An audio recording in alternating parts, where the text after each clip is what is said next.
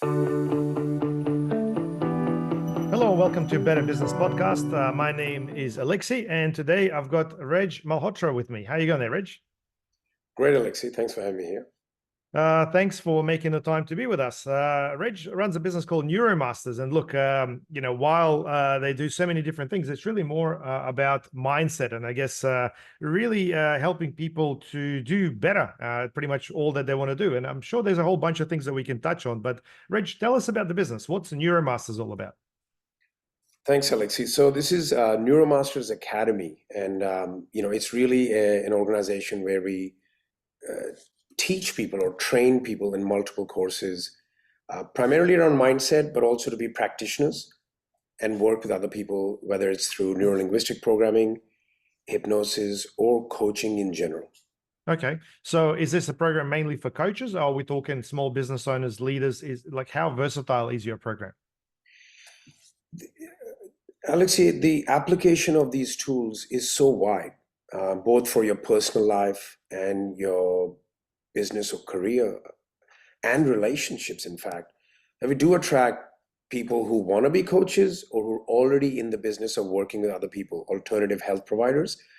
But in recent times, Alexei, probably the last couple of years, a lot of business owners, a lot of leaders, and a lot of people who are transitioning, for example, through divorce or major career moves, Okay. losing COVID, losing jobs, starting businesses. So a lot of people who identify as high performers and high achievers now, or they used to be.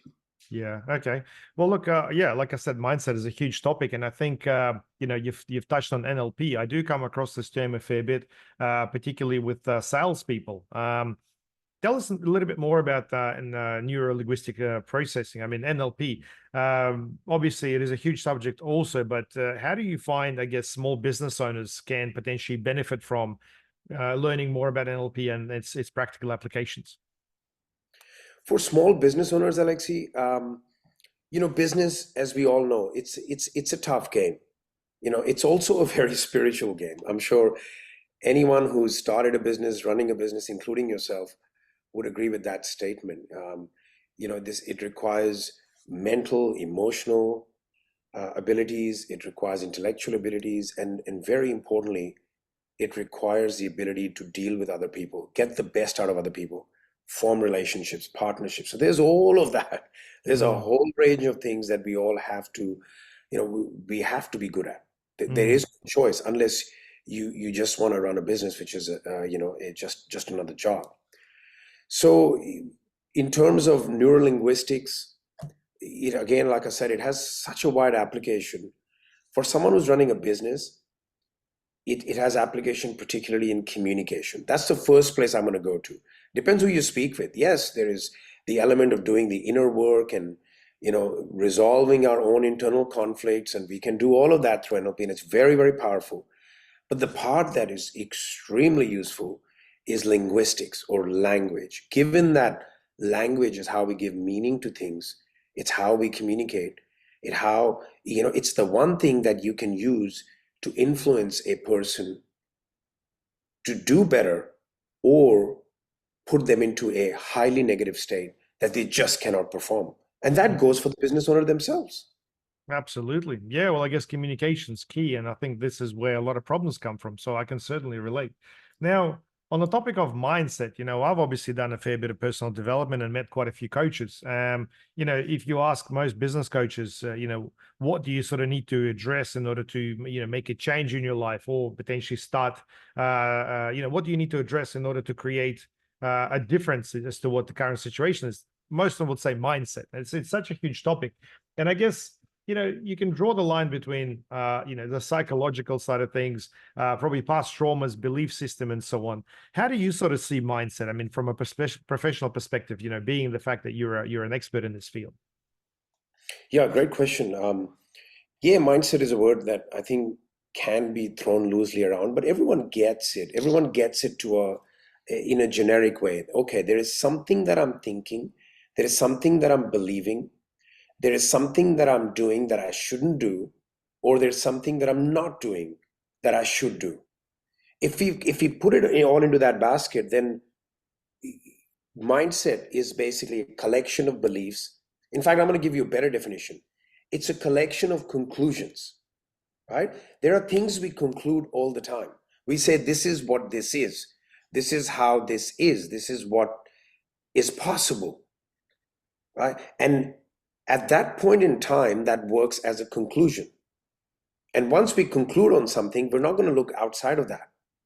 So when we think of business or leadership in general, your mindset or your conclusions is what will determine whether you make that next move, whether you take that chance, whether you expand the business, or whether you, very, very importantly, lead people towards where you want to take the business. And that's how I would put it. Are your conclusions serving you, or they need a review?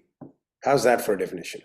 Yeah, I think it's good. I guess the question that comes to mind is, is mindset more of a product of habit then, or is this more of a defense mechanism? Because a lot of the time I find that people don't do certain things, and, from the perspective of defense, is that something that they potentially are not ready for, or is it something that they, I don't know, body, mind, whatever, fights against? I mean, how do you sort of look at that? Defense. Well, there is the defense component and there is the offense component, right? There are things that we want to save ourselves from, protect ourselves from. So whether it's shame, whether it's embarrassment, whether it's what others would say and think, or whether we are leaving someone behind, or that fear of losing people along the way. The big one nowadays is fear of being seen. That's a huge one. Now that could come from a defensive perspective. Then there is the offense part, which is going after what you want and how you face obstacles, how you perceive obstacles, because business is a game of overcoming obstacles. So the defense part, you're quite right, Alexei. What a great point. It's so important. It's, what are you protecting yourself from, and is that moving you towards or away from what you want? And that's where all the negative emotions from the past, the things that you've done in the past that you're not proud of, and what kind of outcomes are you consistently trying to save yourself from? In NLP, we have this, or neurolinguistics, we have this idea called towards versus away from. You see, a person could say, I don't want to be broke, or I don't want to lose. I don't want my business to go down, or I don't want to be overweight. In fact, I would say you go and ask 8 out of 10 people on the street, what do you want? They're more likely to imply through their language what it is they don't want. So that's the defense part, right? Most people are trying to not lose. Whether there are those who say, this is what I want to be prosperous, I want to make a change, I want to create an impact, I want to be the company that leaves a mark. And that's the difference in mindset, and ultimately the difference in playing defense or offense. Okay. And in terms of practicalities of expanding, I guess, or changing mindset, I mean, what advice would you give to, our listeners when it comes to changing mindset? Someone may have a firm belief on something, and it's really preventing them from, I don't know, growing their business, getting that leadership role, voicing their opinion, whatever that may be. So what would be the first step in potentially addressing that? First step in that respect, I would say, is auditing. It sounds pretty basic, but it's quite incredible what comes out. Auditing your current beliefs. Then auditing your values. Do you even know what your values are? See, we all have values in the context of business, in the context of a career. We have values in every area. What are your values in the context of career? Some people get into the business because, for me, one of my big values in business is energy. I'm not going to do any work which doesn't include producing, transferring, and creating energy. So the way I conduct our trainings, I conduct our business, very much centered around that. What's yours? What's the listeners? And so really becoming aware of what are your values. Is your values only just get by or make money, or do you value? What is a value? What's important to you? So second thing, I would look at my values. And I know this may not sound very practical, it's very, very practical, very practical. You become aware of why you're in the game, right? And then It's identifying what we say in our industry or the general personal growth industry is blocks and limitations. And the term we use is limiting decisions. What have you decided? Some people say, I'm not a technology person. Wait, what? Nobody's a technology person. We use technology. And saying you're not a technology person may be keeping you stuck, because in today's world, we can't not be a technology person to an extent. Does that help, Alexei? Is that what? Absolutely, absolutely. And is there some sort of a framework that either you have or something a little bit more generic where people could potentially, run through to identify, values and their, beliefs, roadblocks, or whatever they may be? Is there a system or some sort of a, I don't know, structured approach that people could potentially take? There definitely is. It's comprehensive, so that nothing is left unexplored. And why I say that is because some of our values, Alexei, they're actually quite unconscious. Mm. The example I use, let's say I have a cup filled of juice, and I take a pan and I empty the glass, right? You'll say the glass is empty. But if you shake the glass a little bit, you'll get a few more drops.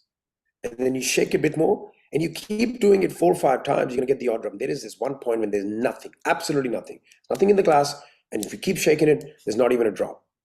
And so the process we have is make sure that those drops are also elicited. Because sometimes those drops may be your true value, which you're not conscious of.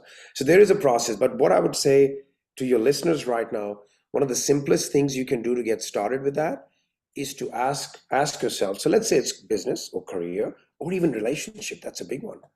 What's important to me? Here's a question. What's important to me in the context of my relationship or of my business? And then you answer, and you get words or phrases. Ideally, it should be a word or a phrase, like growth or people. Some people have a value of people. And I imagine if they're sitting behind a computer all day with no one to talk to, they're not going to perform well. So this is very important for business leaders and business owners to also, we have a process that we teach people on how to elicit the values of your team, of your key executives. Now, once you've emptied out and got your values down, you ask yourself the same question a second time. See what comes up. Then do it a third time. Now, minimum is 3. You'd be surprised. You'd have some things come out on the third time which didn't come in the first time, and they're more important. And then there's a series of other questions we ask to make sure we get the final drops out. That makes sense? Yeah, absolutely. Absolutely. This is a great place to start. Yeah. So is that your framework, or are you using some sort of a generic NLP mindset framework? I'm just not This familiar. is very much from an NLP perspective. Okay, I get it. Very much part of the broader NLP frameworks. This is one way of doing it. From my perspective, the other thing, when I look at those words on there, I'm always also thinking, what does my heart truly want? What lights me up?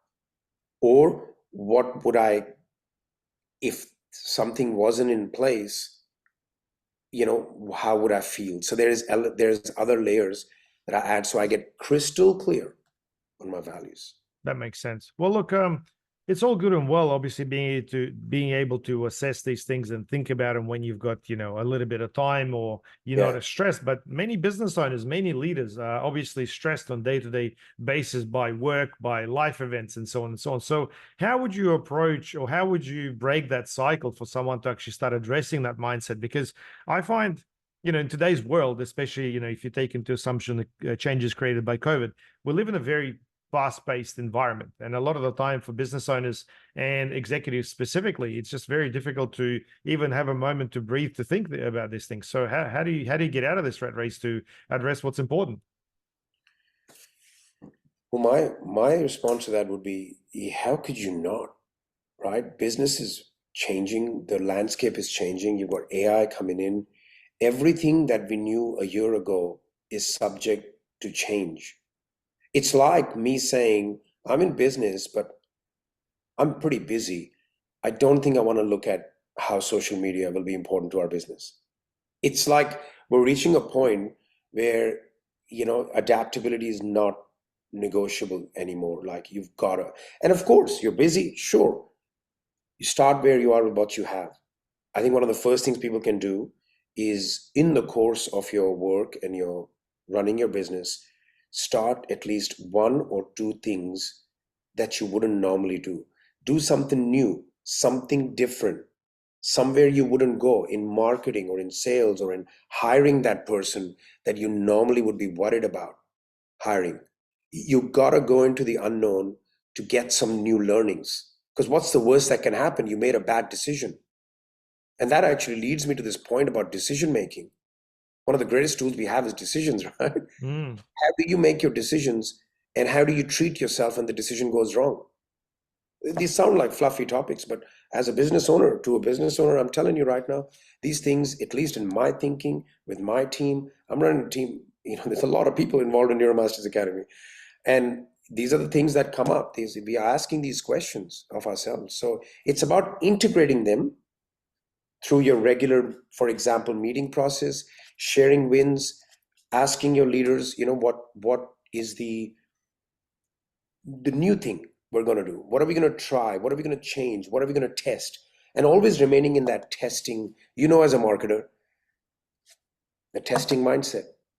Yeah, absolutely. And I guess it's also not being afraid to fail. And this is where I think there's a big difference between business owners and normal people, normal in brackets, given the fact that a lot of people just don't want to make mistakes. And I think business owners are they learn from the mistakes. They're prepared to make those mistakes and really adapt and fine tune as to where they went wrong to get a better outcome. That essentially is the difference. But I guess this is back to mindset. I guess having a business owner or leader mindset is very different from your everyday person. So for those listeners who are potentially wanting to advance into your business or step up and stuff, you definitely need to understand that change inside your head is essentially necessary in order to be able to embrace a new role. Otherwise, as we addressed before, my gut feel is the defense mechanism is probably going to set you right back where you started. Absolutely. Yeah. Absolutely. One of the things I guess you and I briefly spoke about is, the focus on mindset. We briefly touched on the base that it's a fast-paced environment, people are busy and so on, but there's obviously a lot of negativity, noise, lack of support. I mean, look at a lot of business owners. I mean, they family, their close people are often not able to support them on their journey. Yet alone, there's obviously a lot of negativity and noise just everywhere around. There's news, there's all the social media.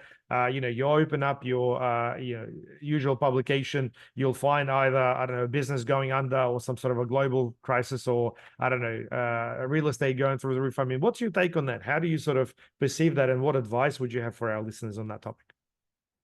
Yeah, great point, Alexei. I mean, there's so much negativity and so much going on in the world. Everything is coming at us real fast and saying things are not good, things are not going to work out. There's a lot of problems. And by the way, that's nothing new.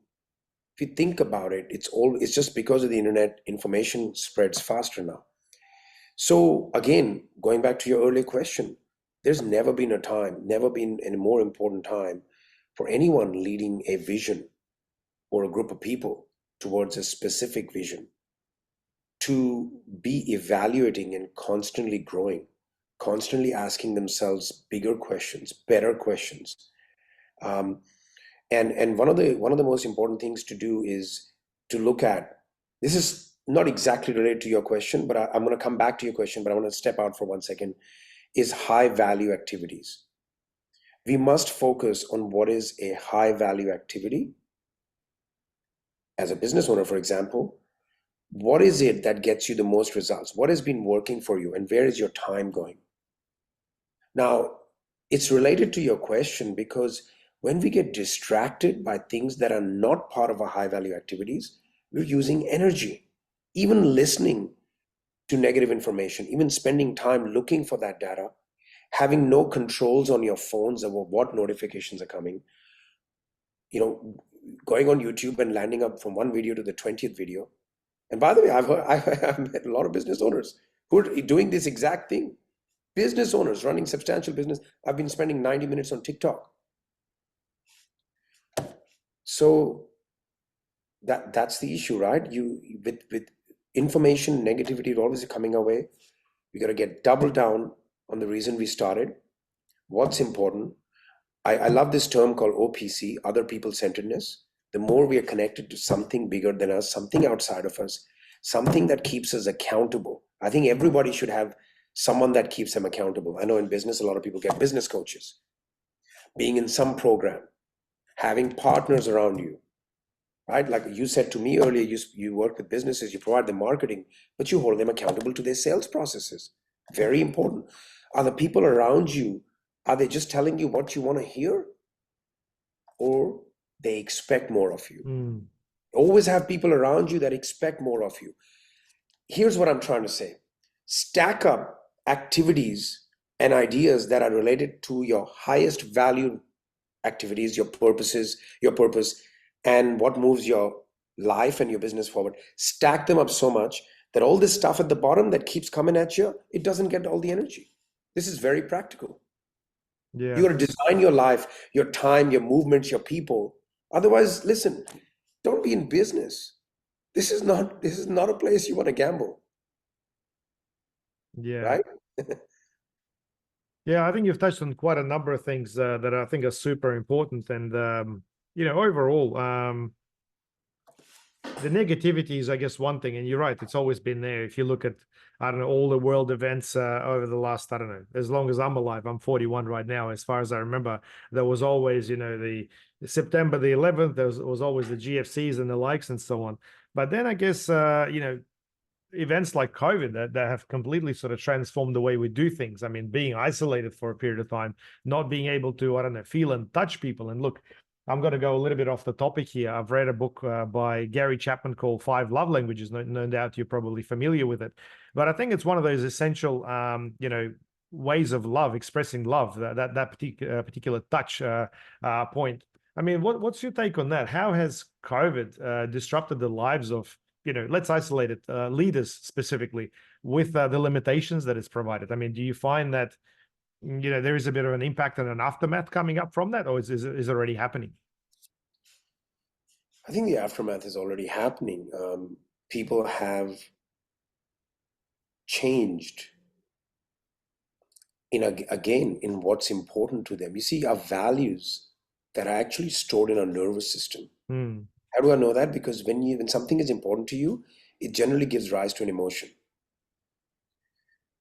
Major events, Alexei, major events, either in an individual's life or for that matter around in a world context, are known to shift people's values. And when values change, behaviors change. So when you go back to September 11th, people's values changed to a large degree in New York. Similarly, COVID has shifted. Some people have changed their careers. They've changed how they want to live life. Some business people have changed their business models. Now, again, you have two types of business models, probably more, but I'm going to focus on the two key types here. One, who do believe that the business will never outgrow its founder. They know that your business always has a ceiling. If you have a ceiling, if you think you know it all, if you don't think nothing, because there's always new surprises coming. Now, this category of business owner would have generally been learning, growing, doing all sorts of things so they stay ahead of the curve. They have probably used COVID to redesign their businesses, stay calm, stay focused, and taken actions that now they'll come out the other end. I guarantee you their businesses are flying. Just using that as an example. Same could be said about relationships. Then you've got the other set who a little bit more, fixed mindset. Sort of, I know what I'm doing. I don't need to know anymore. This is how shit works. This is what I'm going to do. They could have found themselves in a shock. They could have pointed their fingers at outside of themselves. And I know sometimes it's been really, really hard for some people.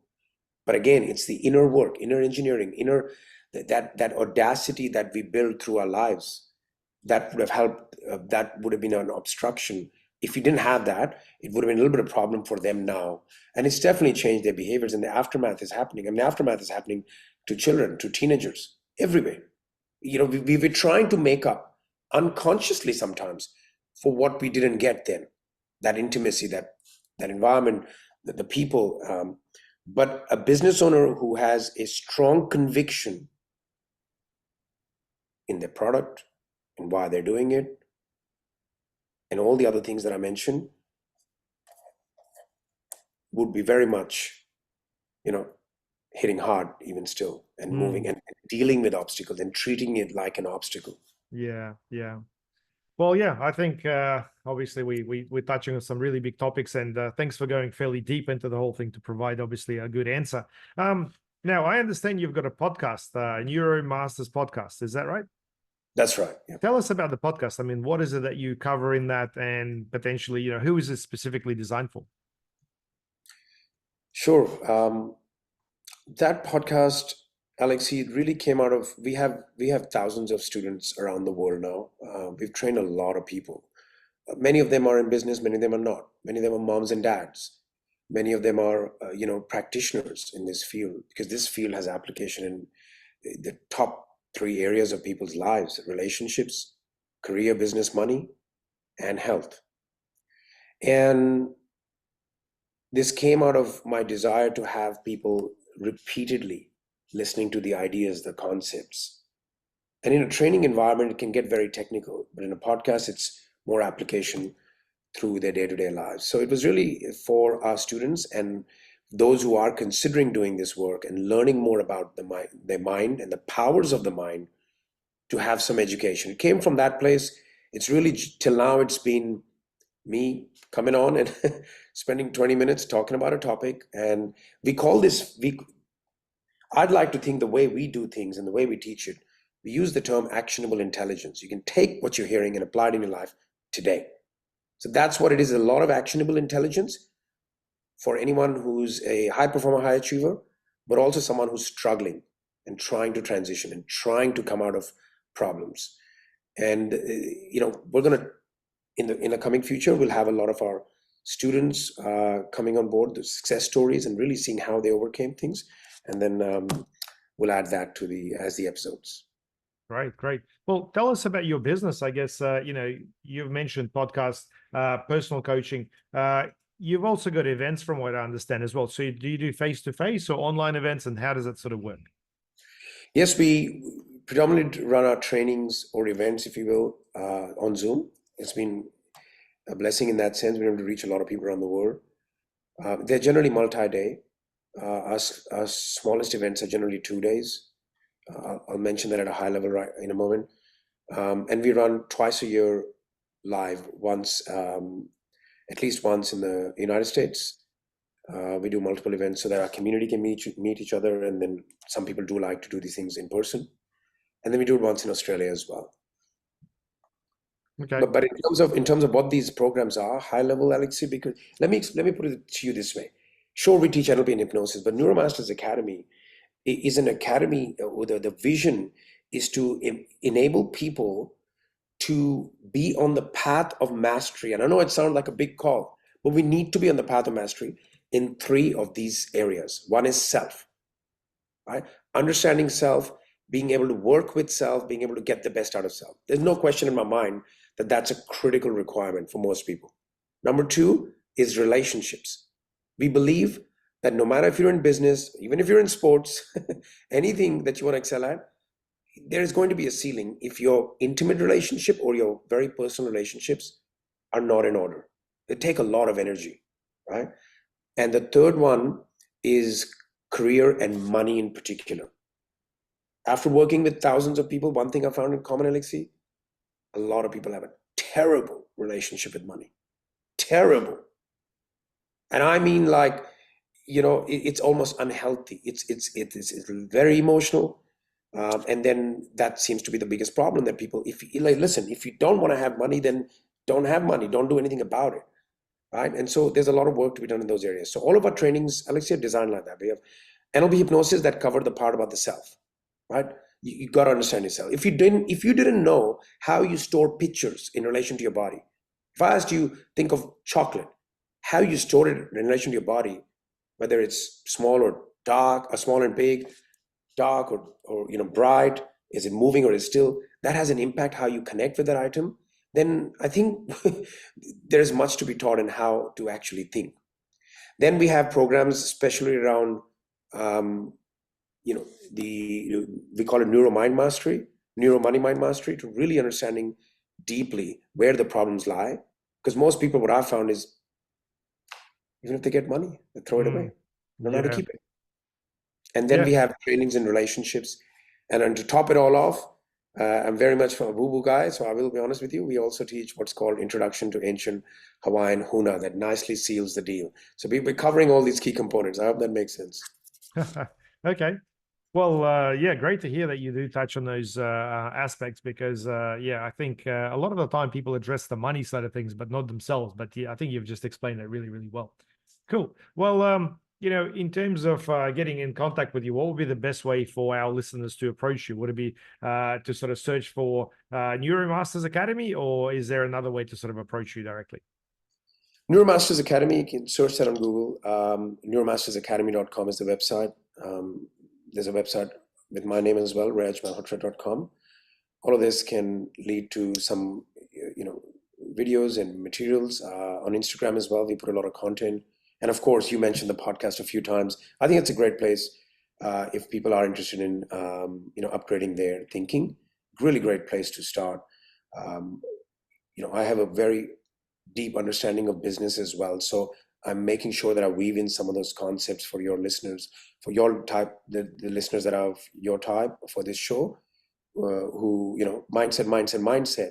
You see, it's mindset, skill set, and action set. We need all three. I will leave one very powerful tip for your listeners, though, at the end. When we're ready to Okay. close. Yeah, sounds good. Well, look, I'm sure we touched on a whole bunch of different topics, and while NLP, hypnosis, mindset are all very big topics, I think it's important to, for a moment, stop and think about exactly what it is that you're wanting to achieve, and then maybe formulate a better question. In my experience, starting with the right question typically starts, getting better answers. And I'm pretty sure Reg will be able to address, your concerns or goals or worries from many different perspectives based on the fact how you ask that question. Now, we'll get to that tip in a minute. Before we do that, I usually do this one section, which is something I call rapid fire, which is where I'll ask you, very specific questions, and I just want a simple answer. Are you ready? Yep. Okay. What's your favorite personal development book? Oh God, got me on that one. The Magic of Thinking Big. Oh, that's a good one. Yep. Yeah. What's your favorite place for a holiday?